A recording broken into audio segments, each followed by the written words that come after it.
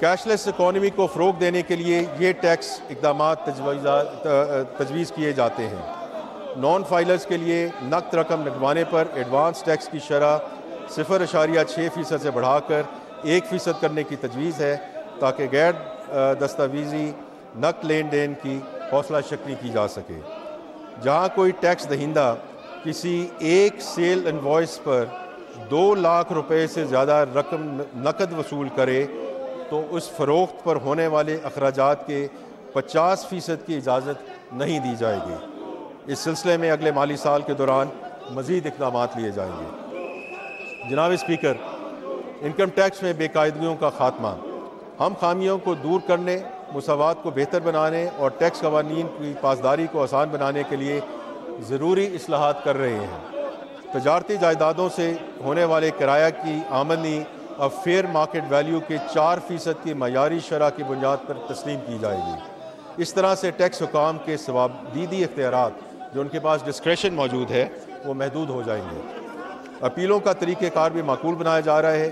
Tax دہندگان اپنی اپیلیں commissioner appeals یا براہ راست اپیلٹ ٹریبونل کو پیش کر سکیں گے۔ ڈیٹا انالیٹکس کو فروغ دینے، ٹیکس پالیسی اینڈ انالیسز یعنی پالیسی کی تیاری میں معاونت کے ضمن میں FBR قانون میں رازداری کی شکوں کی وجہ سے ریسرچ کرنے والوں کو ڈیٹا مہیا کرنے میں انتہائی سخت پالیسی پر عمل پیرا رہا ہے۔ شاید یہ پاکستان میں ٹیکس پالیسی اور اس کے اقتصادی اثرات کے حوالے سے کوئی معیاری تحقیق نہ ہونے کی ایک وجہ ہے۔ معیاری تحقیق کی حوصلہ افزائی کے لیے یہ تجویز کیا جاتا ہے کہ ٹیکس دہندگان کا ڈیٹا مناسب سیف گارڈز کے ساتھ تعلیمی اداروں اور ڈونر ایجنسیز کے ساتھ شیئر کیا جائے۔ ٹیکس دہندگان اور FBR کے درمیان تنازعات کو کم کرنے کے لیے انکم ٹیکس آرڈیننس کے 7ویں شیڈول کو بہتر بنانے کی تجویز ہے، جس کا تعلق تجارتی بینکوں پر عائد ٹیکسوں سے ہے۔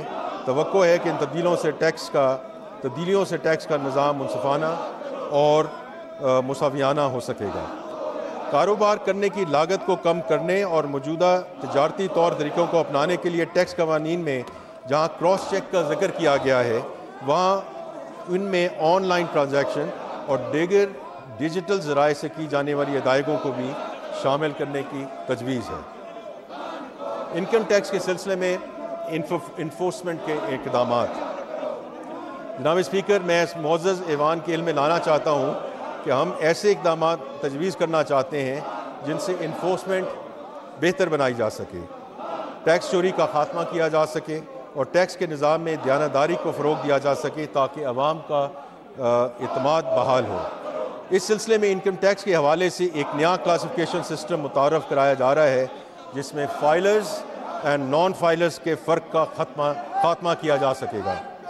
جو لوگ اپنے گوشوارے اور اپنی ویلتھ سٹیٹمنٹ جمع کروائیں گے صرف وہی بڑے مالیاتی لین دین کر سکیں گے، جن میں گاڑیوں اور غیر منقولہ جائیداد کی خریداری، سیکیورٹیز اور میوچل فنڈز میں سرمایہ کاری اور بعض بینک اکاؤنٹس کھولنے کی سہولت جیسی چیزیں شامل ہیں۔ ان لوگوں کے لیے ضروری ہوگا کہ FBR کے پورٹل کے ذریعے اپنی مالی حیثیت اور آمدنی، تحائف، قرضے اور وراثت جیسی مالی ذرائع کے دستاویزی ثبوت ظاہر کریں۔ دیانتدار ٹیکس دہندگان کو مالیاتی لین دین کرنے کا اہل ہونے کے لیے ٹیکس کا گوشوارہ بھرنے کا آپشن دیا جائے گا۔ شیڈول بینکوں اور FBR کے درمیان بینکاری اور ٹیکس کے حوالے سے معلومات کے تبادلے کے لیے قوانین متعارف کرائے جا رہے ہیں، جس سے خامیوں کی نشاندہی اور ٹیکس قوانین کی پاسداری بہتر ہو سکے گی۔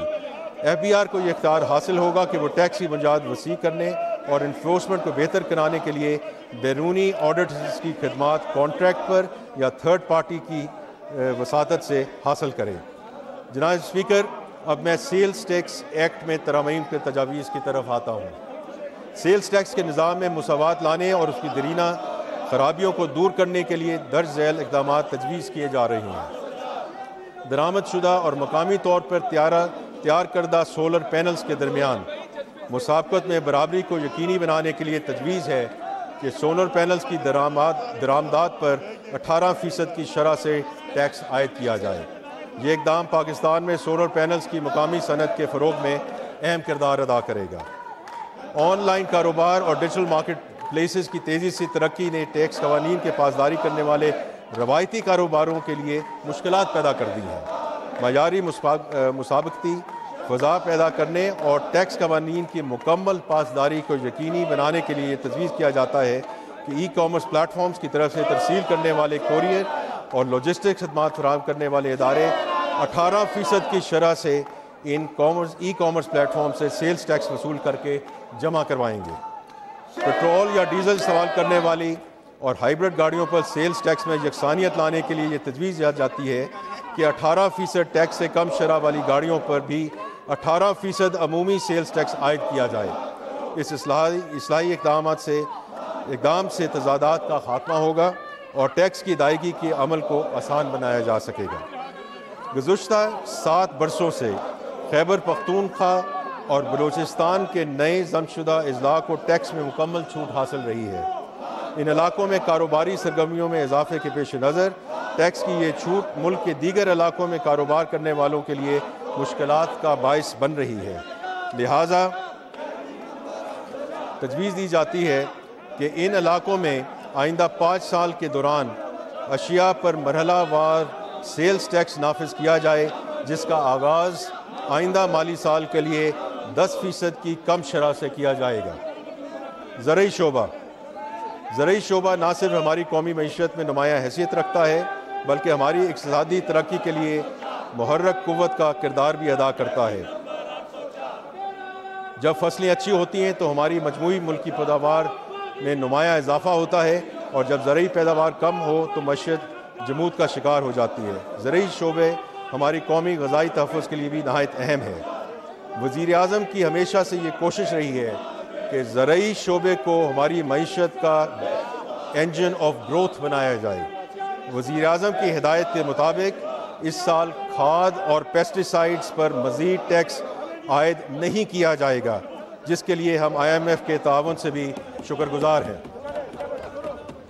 بجٹ 2024-25 میں ایکسپورٹ فیسیلیٹیشن اسکیم کے رجسٹر صارفین کے لیے خام مال کی مقامی خریداری پر سیلز ٹیکس عائد کیا گیا تھا۔